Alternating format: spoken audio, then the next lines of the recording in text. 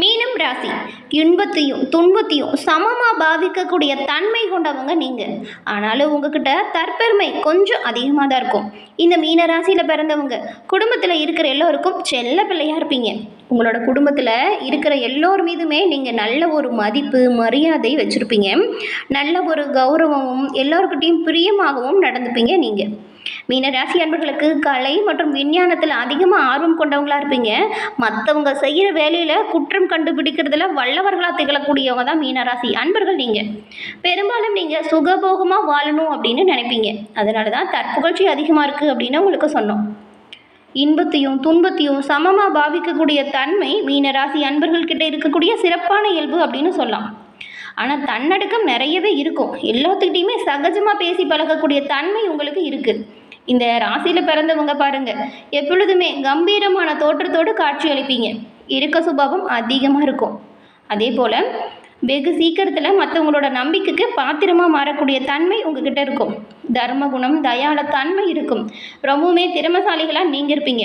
உங்ககிட்ட பேசி ஜெயிக்கிறது ரொம்பவுமே முடியாத விஷயமா இருக்கும். உங்ககிட்ட பேசும்போது எதிரிகள் ரொம்பவுமே கவனமாக பேசணும். இல்லைன்னா அவங்க சொன்ன பதிலேயே நீங்கள் புது கேள்வியை உண்டாக்கிடுவீங்க. அதனால் அவங்க வாயையும் அடைச்சிருவீங்க. வாயை கொடுத்து மாட்டிக்கிட்டுமே அப்படின்னு எதிரிகள் கவலைப்படக்கூடிய ஒரு அமைப்பு கொண்டது தான் மீனராசி உங்கள் ராசி.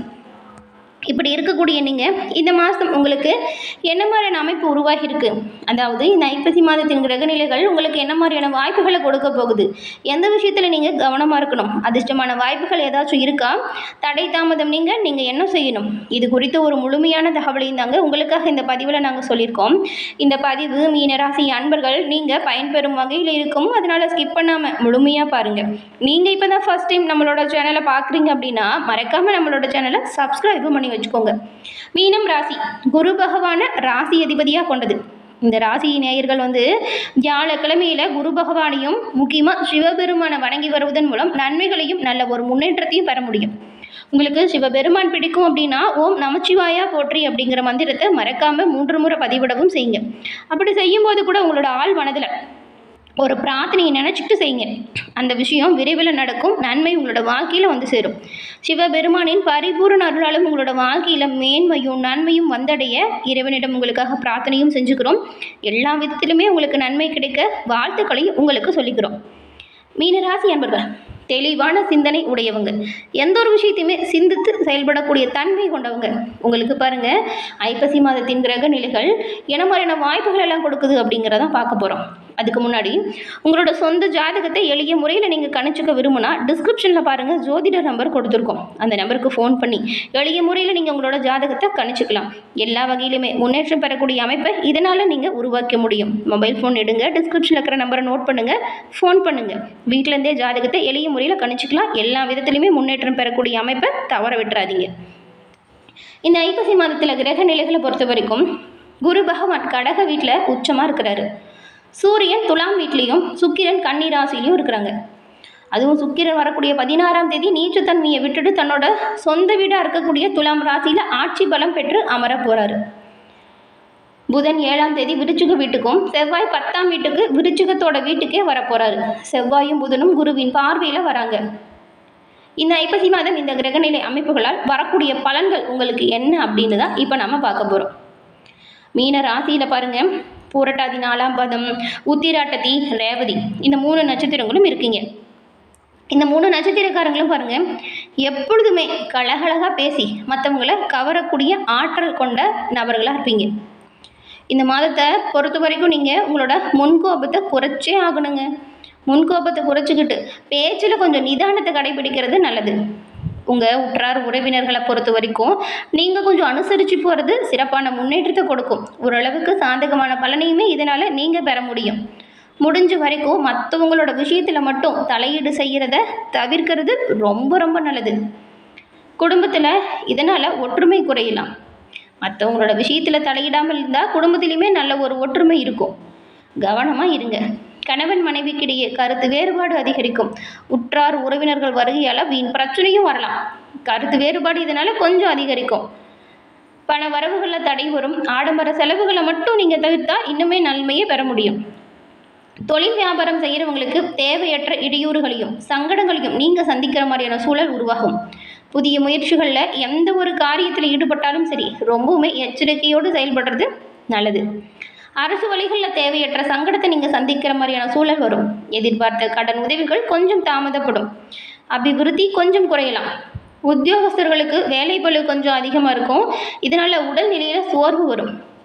எவ்வளவு தான் பாடுபட்டாலும் இந்த மேலதிகாரிகள் கிட்ட நல்ல பெயர் எடுக்கவே முடியல அப்படிங்கிற வருத்தம் உங்களுக்கு இருந்துக்கிட்டே தானே இருக்குது. அந்த வருத்தம் கொஞ்சம் நீங்கணும் அப்படின்னா உங்களோட பணிகளை நீங்கள் கண்ணும் கருத்துமாக செய்யுங்க. மேலதிகாரிகள் பாராட்டு பெற முடியும். எதிர்பார்க்கும் பதவி உயர்வையும் பெறுவீங்க. ஆனால் ஊதிய உயர்வு மட்டும் கொஞ்சம் தாமதப்படும். ரொம்ப நாளாக நிலுவைத் தொகை இருக்கும், அந்த தொகை இப்போ கை கிடைக்கும். அதிலிருந்து இருப்படியான நிலை இப்போ மாறுது. அதுவும் ஒரு சிலருக்கெல்லாம் நீங்கள் எதிர்பாராத இடமாற்றம் ஏற்படும். வேலை விஷயமா குடும்பத்தை விட்டு பிரிந்து செல்லக்கூடிய சூழல் மீனராசி அன்பர்களுக்கு இந்த மாதம் உருவாகும். பெண்களுக்கு குடும்பத்தில் தேவையற்ற பிரச்சனைகள் வரலாம். பிறந்த வீட்லேயும் சரி புகுந்த வீட்லேயும் சரி நிம்மதியற்ற நிலை இருக்கும். எடுக்கும் காரியத்தில் தடை வரலாம். கணவன் மனைவிக்கிடையே கருத்து வேற்றுமை கொஞ்சம் அதிகரிக்கும். விட்டு கொடுத்தும் அனுசரித்தும் போவதன் மூலம் நன்மைகளையும் நல்ல ஒரு முன்னேற்றத்தையும் நீங்கள் பெற முடியும். தாய் வழியில் எதிர்பார்த்த உதவிகள் கொஞ்சம் தாமதப்படும். அரசியல்வாதிகளுக்கு மக்களின் தேவைகளை அறிஞ்சு அதை நீங்கள் பூர்த்தி செஞ்சால் மட்டும்தான் மக்களோட ஆதரவை நீங்கள் பெற முடியும். பேச்சில் கொஞ்சம் நிதானத்தை கடைபிடிக்கிறது நல்லது. எடுத்த காரியம் எல்லாத்துலேயுமே தடைகள் வரும். எதையுமே முழுமையாக செஞ்சு முடிக்காத சூழ்நிலை வரும். கலைத்துறையில் இருக்கிறவங்களுக்கு கையில் இருக்கும் வாய்ப்புகளை நழுவ விடாமல் பார்த்துக்கிறது நல்லது.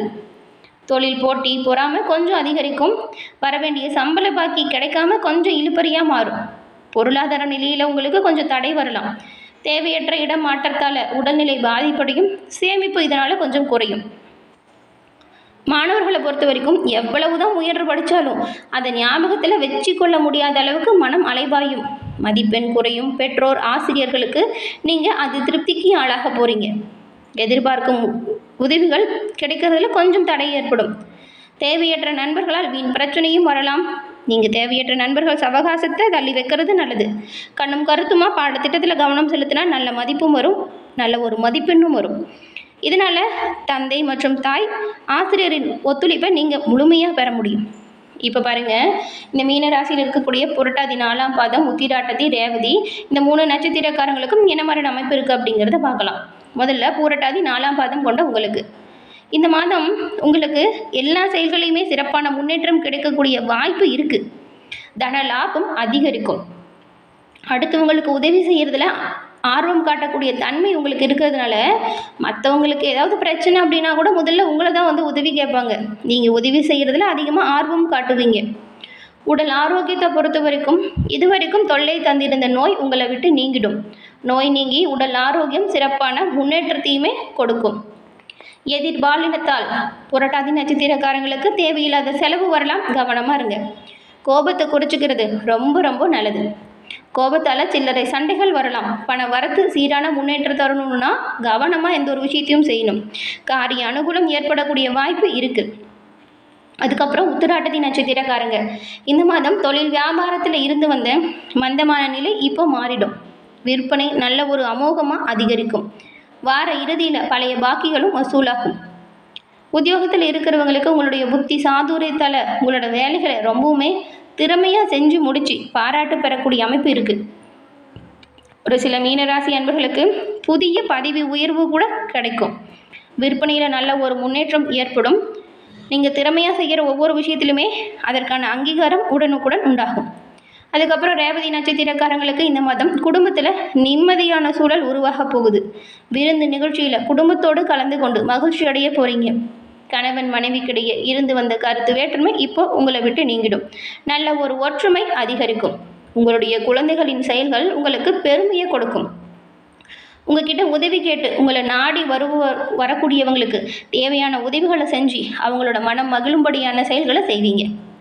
எப்பொழுதுமே மற்றவங்களுக்கு நன்மை செய்யக்கூடிய தன்மையால் சிறப்பான முன்னேற்றம் பெறக்கூடிய அமைப்பு உங்களுக்கு உண்டாகும். சிவபெருமானினரால் எல்லாமே நல்லதாக நடக்கும். இந்த மாதம் ஏற்படக்கூடிய பிரச்சனை அனைத்தும் தீர பரிகாரமாக சித்தர்களை வணங்கி வருவதன் மூலம் எல்லா காரியங்களுமே நல்லபடியாக நடக்கும்.